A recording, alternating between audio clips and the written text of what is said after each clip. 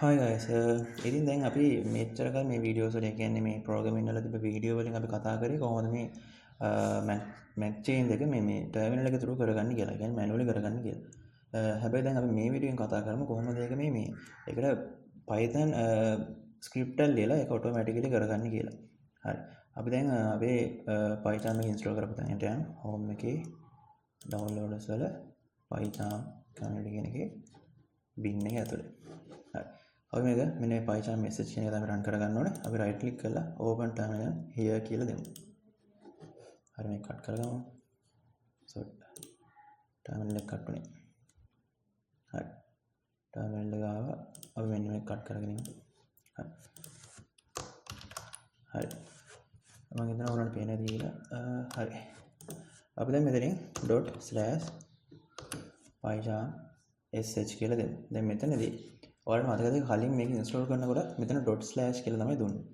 හැබැයි දැන් මේක ඔල්රෙඩි ඉන්ස්ටෝල් වෙලානේ තියෙන්නේ. එතකොට මෙතන ./ කියලා දුන්නාම පස්සේ මෙතන ඉන්ස්ටෝල් වෙලා තියෙන නිසා මෙතනින් එහාට වෙන්නේ අදාළ software එක open වෙන එක. දැන් මෙතනින් enter එකක් දුන්නාම පස්සේ software එක open වෙනවා. හරි Python එක open වෙන ගමන් තියෙන්නේ. හරි අපි Python එක දැන් open වුණා. හරි. දැන් ඔයගලන්ට කියන්න ඕන දෙයක් තියෙනවා. මෙන්න මේ පිටුපස්සේ තියෙන ටර්මිනල් එක. මෙන්න මේ සෙට් එක කිසිම වෙලාවක මෙතන කට් කරලා දාන්න එපා. ඔයා කට් කරොත් වෙන්නේ මෙන්න මේ software එක කට් වෙලා යන එක. ඒක කට් කරන්න එපා. ඒක මේ software use කරනකම් මේ ටර්මිනල් එක එහෙමම තියාගෙන ඉන්න. හරි. අපි දැන් මෙතන මේ location එකේ නැතුව අපි වෙන location එක file එකක් හදමු. එතකොට මෙතන මේ file කියන එක click කරලා new project එකකට යනවා. හරි. තර මේ ලොකේෂන් එක දෙමු. හරි ඩෙස්ක්ටොප් වල සිලෙක්ට් වෙලා තියෙන. ඒකෝද අපි ඩෙස්ක්ටොප් එකේ න මේක හදාගමු. එතකොට නේම් එකක් දෙනවා ෆයිල් එකට. අපි ඒකට දෙමු mac change කියලා. mac change. හරි. mac change කියලා දුන්නා. create කරා. හරි. ඔයාලට පේනවා මෙන්න මෙතන mac change කියලා ෆයිල් එක හැදුනා. අපි මෙතනට new window එකක් දෙමු. හරි. හරි creating virtual environment. හරි අපි දැන් ඇවිල්ලා තියෙන අපේ Python එක. අපි දැන් මෙතනදී අපි Python ෆයිල් එක හදාගෙන ඉමු ඔක්කොම කලින්. ඒකට මෙන්න එතන mac change කියන කොට අපි right click කරන්න ඕනේ.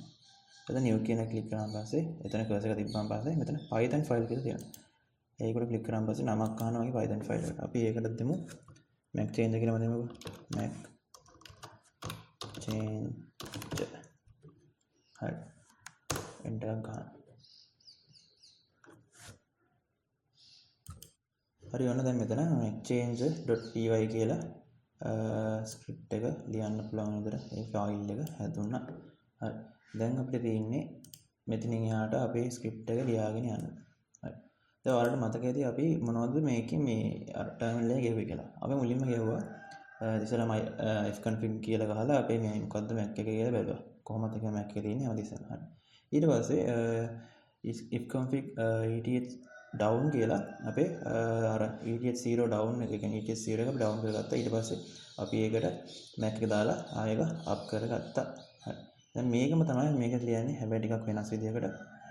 බලමු දැන් මොකද්ද කියලා. ඒක කොහොමද ලියන්නේ කියලා. හරි. අර මුලින්ම තියෙන ශ්‍රීමාන් එකක් දාලා ඉමු.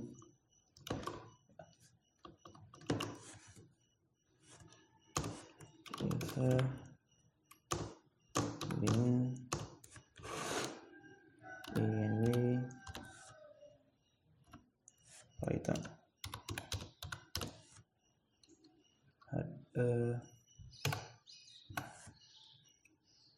හරි.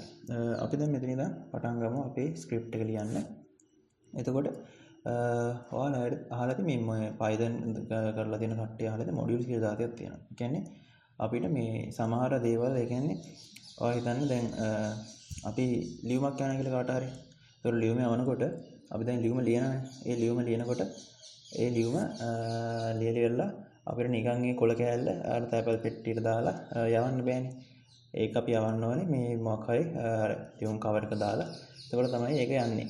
අන්න ඒ වගේ තමයි දැන් මේ ඒ කියන්නේ අර ඒ අදාළ කාර්ය කරන්න උදව් වෙන දෙයක් තමයි ඒක. ඒකෝර මෙතනදිත් අපිට ඉම්පෝර්ට් කරගන්න මොඩියුල් එක අපි ඒකට කියන සබ් ප්‍රොසෙස් කියලා. එතකොට අපි දැන් ඒක ඉම්පෝර්ට් කරගෙන ඉමු. import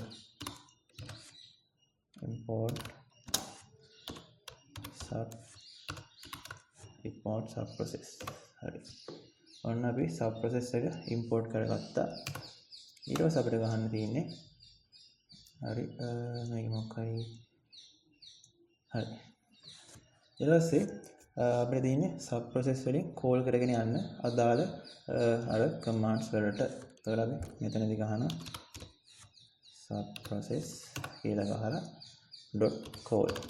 මොකද මේ .call කියලා කියන්නේ sub process එකෙන් call කරනවා අර මේ අපි terminal එක ගාව හැම command එකකටම. එතකොට මේ sub process එකෙන් කරන්නේ මේක run වෙනකොට ඒ command automatically terminal එකේ call කරන්න ගිහිල්ලා automatically terminal එක through අදාළ output එක අපිට දෙන එක.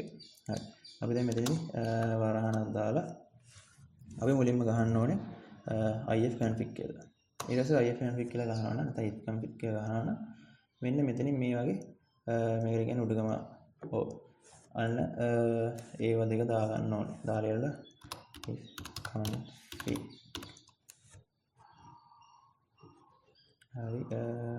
හරි config කියලා ගහනවා. හරි. ඊට පස්සේ කමාවක් දාන shell equal true. හරි. දැන් මේ මොකද්ද මේ shell equal true කියලා කියන්නේ? shell equal true කියලා කියන්නේ මෙන්න මේක. ඒ කියන්නේ මෙන්න මේ if config කියන එක shell එකේ වැදෙන්න ඕන කියන එක. ඒ කියන්නේ shell එකේ පෙන්වන්න ඕන. මේ දැන් අපි if config කියලා ගියාම පස්සේ shell එකේ අපිට අදාළ ඒ කියන්නේ IP එක ඒ ටික ඔක්කොම පෙන්වනවනේ. අන්න ඒ වගේ තමයි මෙන්න මෙතනින් shell equal true කියලා කියන්නේ අදාළ output එක අපිට shell එකේ පෙන්වන්න ඕන කියන එක. හරි. ওই විදිහටම අපි අනිත් ටිකත් ගහගෙන යමු. හරි. sub process .call subprocess.call මෙතනදී අපි ගන්නවා if config AH0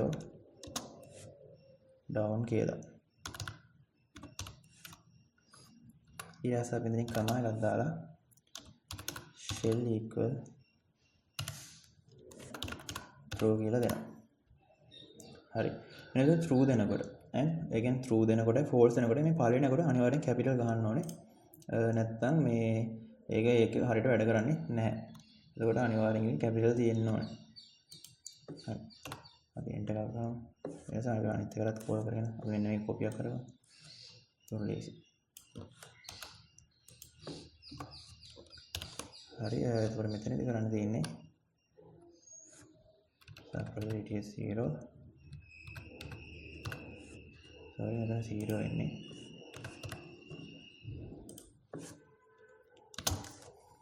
HW hardware either අපිට අදාළ ඒ කියන්නේ අපි ගහන්න හිතන් ඉන්නේ MAC address එක. ඒකට අපි ඒකට දාමු 02 11 12 3 3 4 4 5 5. හරි මෙතන 12ක් තියෙනවද? හරි 12ක් තියෙනවා. හරි. දැන් මෙතනදී up කරන්න ඕන. AJ0 up කරන්න ඕන. හරි. ඔහොම තමයි දැන් මේක අපි ලියන්න ඕනේ. ලියුවාන් පස්සේ අපිට පුළුවන් ඕන අපි දැන් ආයෙ බලමු මේකට මේ මෙන්න මේකම ආයෙ if config එක දාලා බලමු. හරි.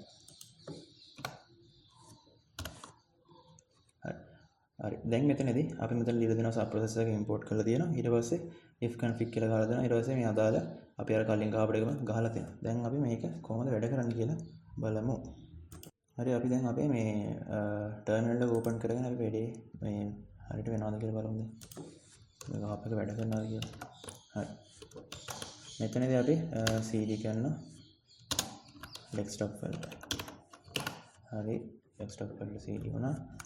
හරි ls එක ගහලා බලමු. හරි අපි map change කියන එක තියෙනවා. ඒකට අපි cd ගන්නවා map change කියන එකට. හරි ls එක ගහලා හරි අපේ map change.py එකෙන් ඉතින් අපි ඒකට python කියලා ගහලා මෙන්න ඕන. හරි ඔයාලට පේනවා දැන් මෙන්න මෙතනදී if config කියන එක වැදලා තියෙනවා. එතන එහාට මේ not permitted කියලා වැදලා තියෙනවා. මොකද එහෙම වෙන්නේ මෙන්න මේක. ඔව් මෙන්න මෙතන invalid කියලා ගදලා තියෙනවා. එහෙම වෙන්නේ මෙන්න මේක අපි සුපර් යූසර් ඒ කියන්නේ සුපර් යූසර් කෙනෙක් විදිහට නැත්තම් root permission නැතුව run කරපු නිසා. හරි. දැන් මේක root permission නැතුව run කරලා බලමු. හරි මේක clear කරගන්න. clear. හරි ඊට කලින් ඔයාලට කියනවා මෙතන පොඩි වැරද්දක් කරලා තියෙනවා. මෙන්න මෙතනට එන්නේ මේ dot එක නෙමෙයි. මෙන්න මේක. අපි ටික හදාගෙන යමු. හරි. ඕකේ. හරි. මේක සේව් කරගන්න. හරි සේව් වුණා. saving and change. හරි. දැන් අපි මේක root permission නැතුව run කරගෙන බලමුකෝ. හරි. ලොක් කරගමු. එතකොට sudo su කියලා යවුවා. password එක ගෙවුවා.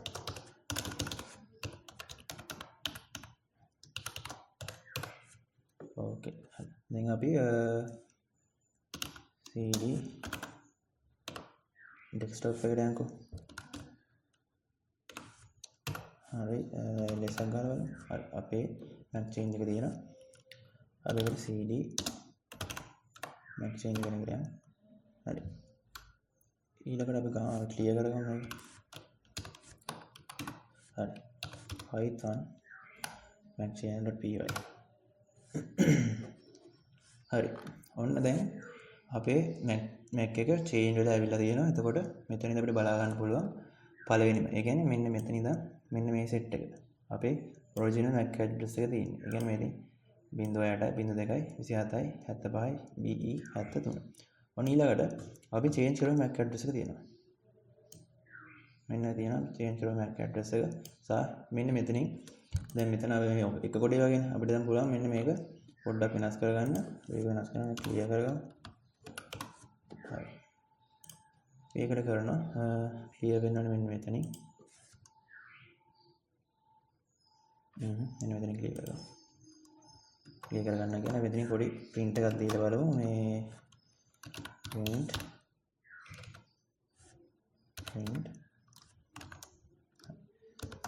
මෙතනින් අපි මෙන්න මෙහෙම පොඩ්ඩක් දීලා බලමු. එතකොට අපිට පැහැදිලිව අඳුර ගන්න පුළුවන්.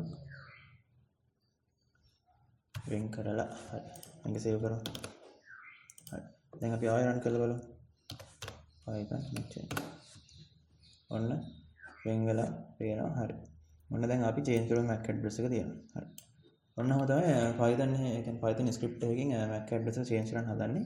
හරි. දැන් අපි ඊළඟ වීඩියෝ එකෙන් බලමු. දැන් මේකෙදි අපිට ඒ කියන්නේ අපිට input කරන්න මොකුත් නැහැ. අපි කෙලින්ම අරකේ මෙන්න මේ script එකේ මෙන්න මෙතන ගහලා තියෙනවා. ඒක තමයි මෙතනට එන්නේ. අපි දැන් ඊළඟ බලමු කොහොමද user කෙනෙක්ට input එකක් දීලා මෙන්න මේක terminal එක through change කරගන්න කියලා. හරි එහෙනම්. ඔයගොල්ලෝ මේක උඩට practice කරන්න. මේ කෝඩ් එක ඔයගොල්ලෝ ගහලා බලන්න පොඩ්ඩක්. ඒ කියන්නේ ඔයගොල්ලෝ හිතන ගහලා බලන්න. මෙතනින් අපිට පුළුවන් වුණා print එකක් දීලා new mac address කියලා එහෙම දෙන්න. හරිද? අපි එහෙනම් ඊළඟ වීඩියෝ එකෙන් හම්බෙමු. එතකොට ඒකෙදි අපි කතා කරමු කොහොමද මේක පොඩ්ඩක් ඔප්ටිමයිස් කරලා අර user කෙනෙක්ට input එකක් එහෙම දීලා පොඩ්ඩක් හොඳට හදාගන්න කියලා. function එකක් වගේ හදාගන්න කියලා. හරි. එහෙනම් අපි ඊළඟ වීඩියෝ එකෙන් හම්බෙමු. ඔයාලට සුබ දවසක්.